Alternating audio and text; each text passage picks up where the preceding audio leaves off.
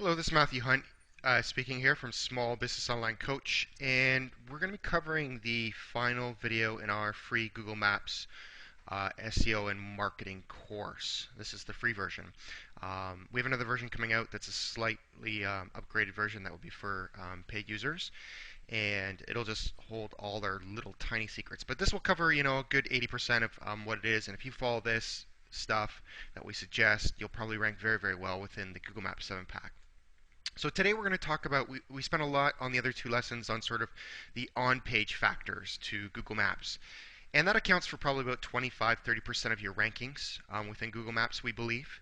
Now, nobody knows the full algorithm, but we do believe that there's sort of three major parts to ranking within the Google Maps 7-pack here.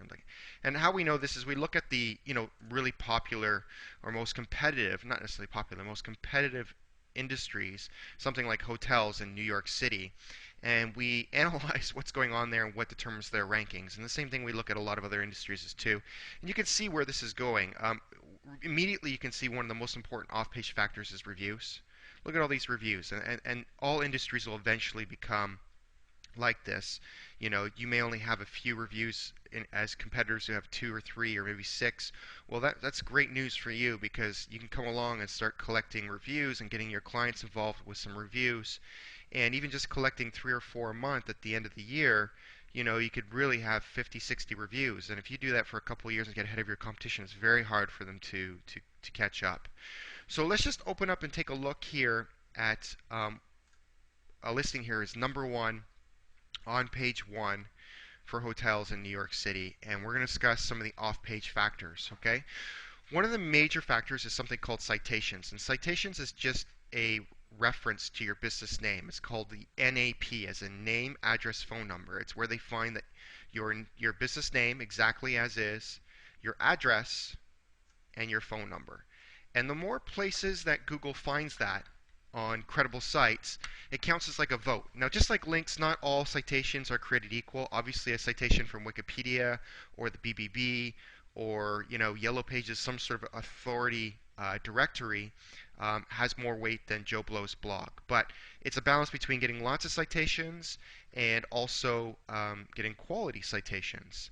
And as we can see here, if we come down and we scroll down here, this section that says right down here, more about this place, is the section that lists all the citations.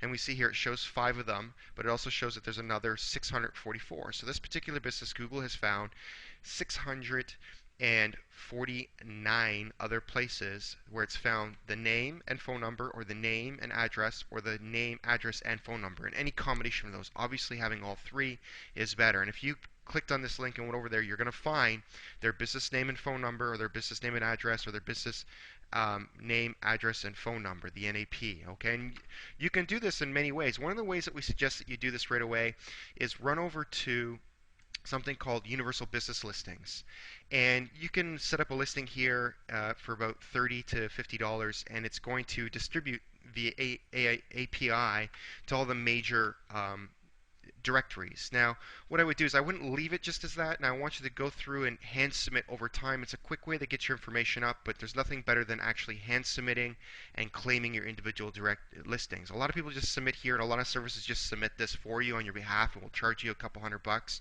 to do so, and this is what they're using. They're using Universal Business Listings. So instead of having them do that, do it yourself for 30, $50, or do it and then do what we suggest is then start to hand submit the stuff and claim your listings on every single major authority directory.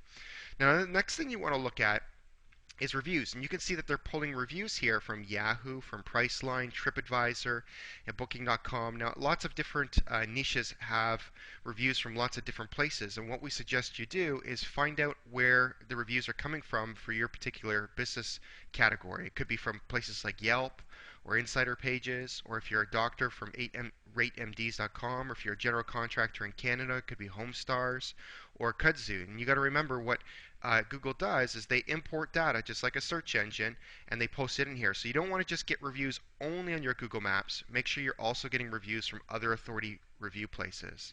Now, the last on-page factor we believe that accounts for rankings is something called user content, which is really My Maps. And so you just need to get people to ping your listing in My Map.